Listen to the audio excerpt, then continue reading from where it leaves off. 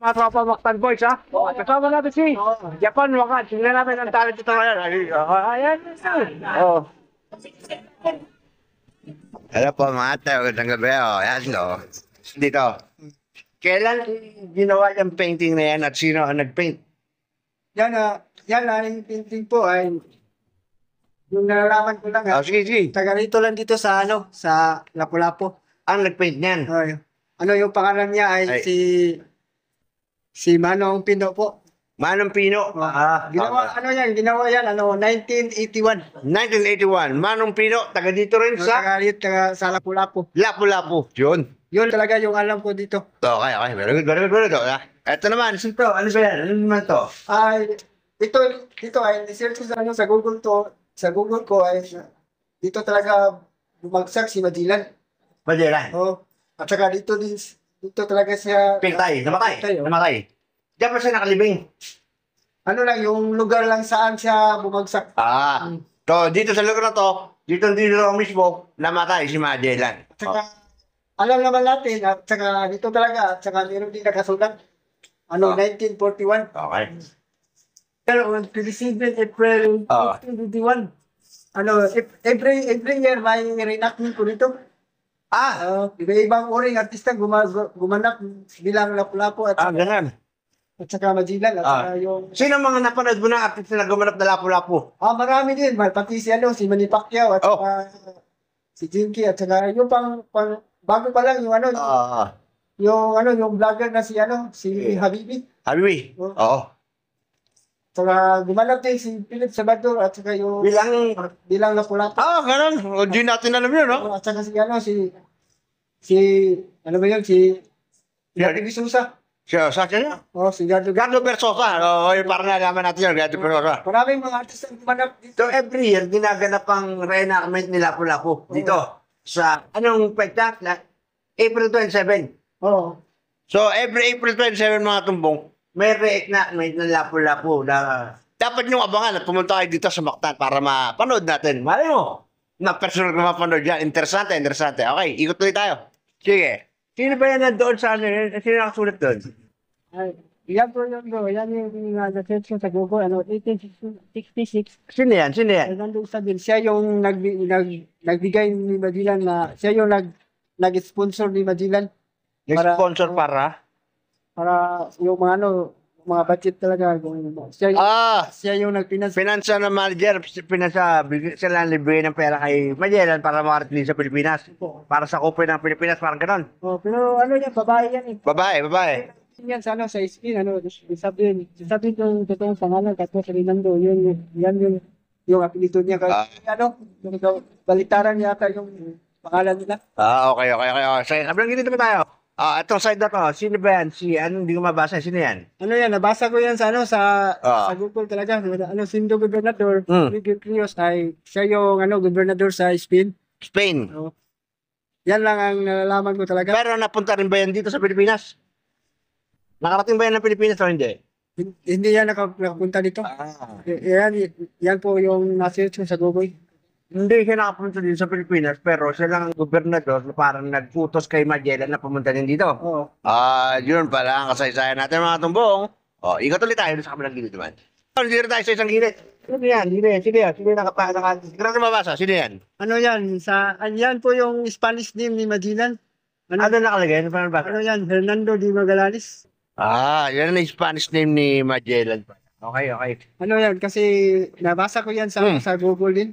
Ano naman yan? Anong ulat na yan? Ano ba yan nandiyan? Nakasulat sa Google ay yung nabasa ko talaga ay Ano yun? Ano ba yan?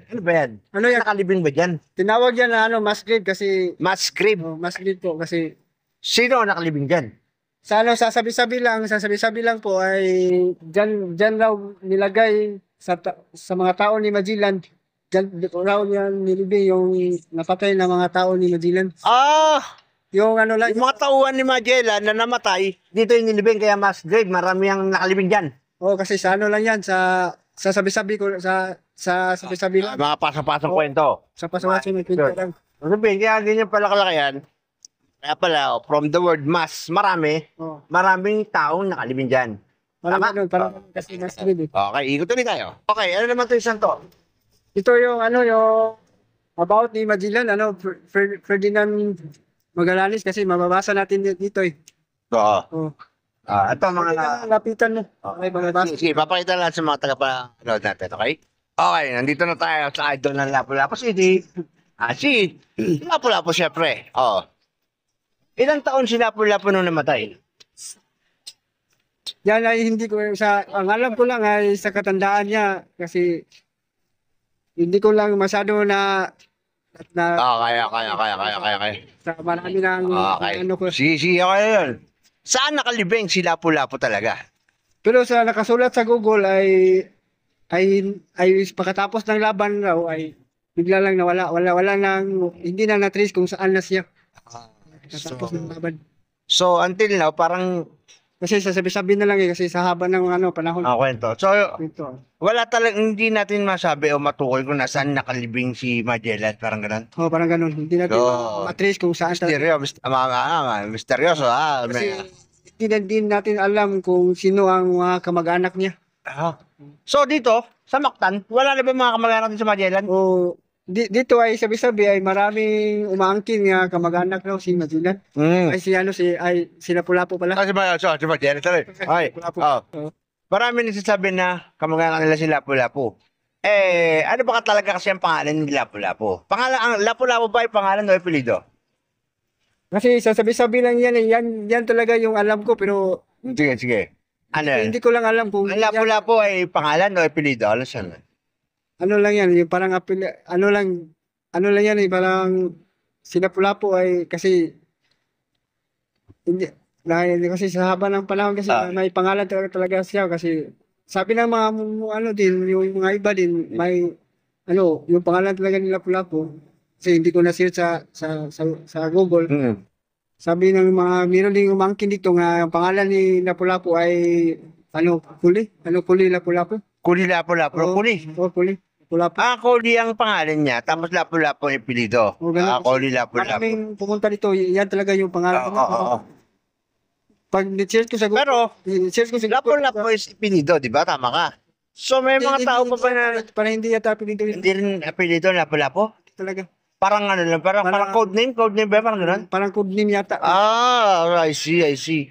So, sabi kasi nila, ang Lapu-Lapu daw ay ipinito. So, parang hindi pala gano'n. Actually, tignan natin, ha? At, ilang taon nagtagal ang labanan dito sa Mactan? Gaano katagal? Sige. Kasama natin ay tourist guide. Siyempre, ay iba mo sa mga turista, mag-usisi din ako. Kaya galingan mo. Kasi At Japan Japan. Japan wakal. Japan lokal. Sige, subukan natin si Japan lokal. Galingan mo. Kasi yung alam ko lang yung nalalaman ko lang kasi hindi naman tayo prepiktong tao. Kasi sige. yung nangyari noon kasi wala tayong... Tama. Hindi pa tayo buhay nun eh. Yung nalaman ko lang ay kasi yung laban talaga dito ay si Lapu-Lapu, yung rami na lang talaga nila, yung research ko lang sa Google ay 1,500 na mga tao ni Lapu-Lapu. Tapos Ang 1,500 tao ni Lapu-Lapu. Sa kalaban, Magellan, si Magellan ay dumating sila dito, ay 120 po yung tao niya. 124. Ay, naubos talaga sila. Tapos nagkaroon pa ng reinforcement. Yung alam ko lang ay yung napatay talaga sa lupaan dito ay 62 yata na soldier ni Magellan. Kaya Lapu-Lapu, Ay sa Lapu-Lapu ay hindi naman nakasulat sa history ko. hindi nakasulat, so hindi na naitala. Kasi Okay. maraming nagsabi dito sa mga ninuno kasi sa haba Panahon, mga pasa-pasa. marami na kasi mga mahaba na mga sabi-sabi talaga. So, okay. So, ano naman to, isang to? Ito naman ay makikita naman natin dito ay ito yung Mactan at saka dito yung nakalagaw ng ruta ng ekspedisyon ni Magallanes. Ruta ng ekspedisyon ni Magallanes. Kung paano siya nakarating dito. May nakasulat din dito. Pwede naman natin. Okay. Ay, nasulat, adlaw ni Lapu-Lapu, 504. 504 years na ang simula nang naglaban sila. ano yan, sa Tagalog yan, ano? 504 anniversary Oh, yan. ng simula nung nagkaroon ng Battle of Mactan. Oh, simula. Wala na ba mga kamag-anak si Lapu-Lapu dito? Yung mga tipong... Sa haba ng panahon, hindi na natin matrace kung sino talaga yung kamag-anak niya Oo. dito. At saka marami ding umangkin na sila talaga yung kamag-anak. Oo. Oh, pero hindi, Pero saan dito sa Mactan ng bahay ni Lapu-Lapu? Saan dito? Yung talagang doon siya nakatira sa pagkabata. yun talaga nga hindi talaga ko alam kasi ano lang kasi sa haba ng panahon ay Magsasabi doon, magsasabi dito. sabi Oo. nila doon at sabi din doon nila doon sa sa Limasawa Island. Ay, Limasawa. Parang, Parang nagsabi-sabi din. parang sa ano, parang sa history, si Limasawa eh. Limasawa. Where is Limasawa here? Malayo pa ba? Ano, salito yung Limasawa Island, yung ano talaga nakalagay sa history, yung si Basilan ay doon unang dumaong Oo. bago siya nakarating dito. Limasawa Island in Leyte. Elite. Eh, putang ina, ba't hindi ko napunta yun sa Leyte? Wala sa isip ko. Oh, pwede niyo puntahan doon baka Malayo, pero baka may makasakap kayo na. ano pa yun? Oo nga naman. Hindi na wala sa ano. Galing. Limasawa. Huling tanong ko. Oh. Eto. Ano? Si Raha Humabon. Sino si Raha Humabon? Siya yung hari doon sa sa Cebu. Hari sa Cebu. Parang Si Lapu-Lapu ay dato. Dato ba? oh, parang gano'n na din, oh. Parang dato na din sila kasi. Ay. Kasi noon ay hindi naman tayo Kristiyano noon. Dumating lang si Magellan kasi kaya naging Christian tayo. Okay. Sige, ito na ang final question. Ang question ko ay, ano ang pinagkaiba ng Raha, Datu at Sultan? Kasi hindi ko yan masasagot eh. Okay. Oh, yan na, in-search mo. Ano ang pinagkaiba ng Raha, Datu at Sultan? Palay mo, may mas kasing galing ko na magtatanong sa akin para hindi ka mabablanko. Okay, ano sabi mo? Kaya i-search ko siguro. Japan Wakal Vlogs is in the house. Panonood natin to. Let's go. Kasi Pag pumunta tayo dito sa Mactan Shrine, hanapin niyo si kaibigan. Japan Wakal, vlogger yan at tourist guide dito. So, di ba? yung ano lang yung nalalaman ko, yun lang talaga yung Siyempre, naman hindi pa naman tayo pinanakal mga ba, tinipin natin ng Mactan. Paano, sa likod ng gabi, Good. Ikot. Ganda ng puso nyo. Ikutin natin. Yeah. Yan. Easy. So, maraming salamat sa lahat ng mga staff ng